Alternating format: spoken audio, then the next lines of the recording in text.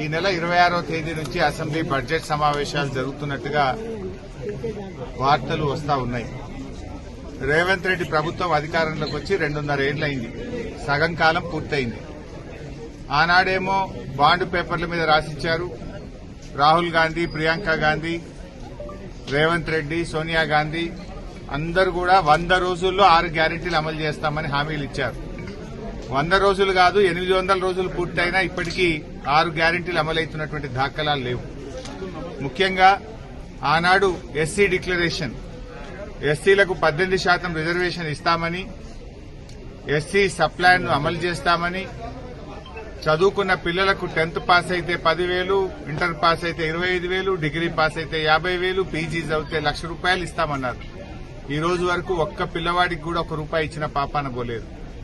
కేసీఆర్ గారు ఇస్తున్న fee reimbursement డబ్బులు కూడా ఈ రోజు ఎస్సీలకు వస్తున్న పరిస్థితి లేదు. బీసీ సప్లాన్ అని సిద్దిరామయ్యను తోలుకొచ్చారు. సిద్దిరామయ్య గారు ఆ రోజు బీసీ సప్లాన్ ఇనాగ్రేషన్ చేస్తూ బీసీలకు 42% రిజర్వేషన్ ఇస్తాం, సంవత్సరానికి 20,000 కోట్ల బడ్జెట్ ఇస్తాం, సప్లాన్ అమలు చేస్తామని చెప్పి బీసీలను మొండి చేయి చూపింది కాంగ్రెస్ పార్టీ. రైతుల కోసం రైతు డిక్లరేషన్ అని రాహుల్ గాంధీ వరంగల్కి వచ్చి రాహుల్ గాంధీ గారు ఏడాదికి 15,000 రైతు బంధు ఇస్తామని, పంటల బీమా ఇస్తామని, అన్ని పంటలకు బోనస్ ఇస్తామని మాయ మాటలు చెప్పిండ్రు. ఇవాళ రైతుల్ని మోసం చేసిండ్రు. రైతులకు మోసం, బీసీలకు మోసం, ఎస్సీలకు మోసం, ఎస్టీలకు మోసం, యువతకు మోసం, అన్ని వర్గాలను మోసం చేసిండ్రు. ముఖ్యంగా నేను రాష్ట ఉప ముఖ్యమంత్రి బట్టి విక్రమార్క గారిని డిమాండ్ చేస్తా ఉన్నా, ఎల్లుండి పెట్టే బడ్జెట్ సమావేశాల్లో ఈసారైనా ₹4,000 పెన్షన్ ప్రవేశపెట్టాలని డిమాండ్ చేస్తా ఉన్నా. ఆనాడు అవ్వాతాతలకు 200 ఉన్న పెన్షన్ కేసీఆర్ గారు 2,000 చేస్తా అంటే చేసి ఇచ్చిండ్రు. కానీ మీరు డిసెంబర్లోనే గెలిచిన మరుసటి నెలలోనే ₹4,000 ఇస్తామని హామీ ఇచ్చారు. ఇప్పటికీ 27-28 నెలలు పూర్తయితున్నా 4,000 పెన్షన్ రాలేదు.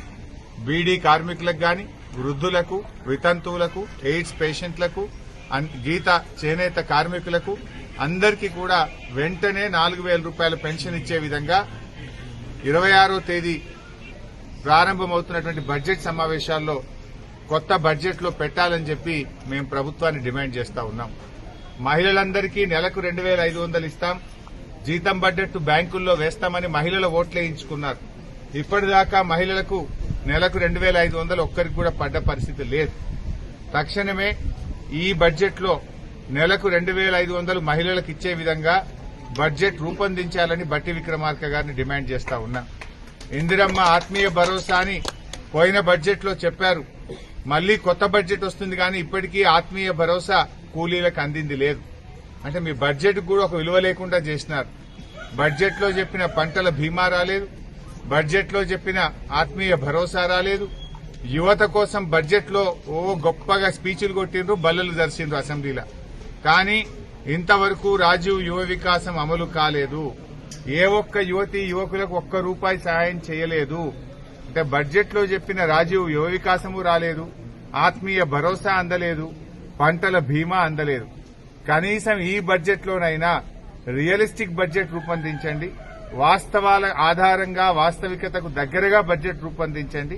బడ్జెట్లో 4,000 పెన్షన్ ఇవ్వాలని, మహిళలందరికీ నెలకు 2,500 ఇచ్చిన హామీని అమలు చేసే విధంగా నిధులు పొందుపర్చాలని చెప్పి బీఆర్ఎస్ పార్టీ పక్షాన డిమాండ్ చేస్తా ఉన్నారు.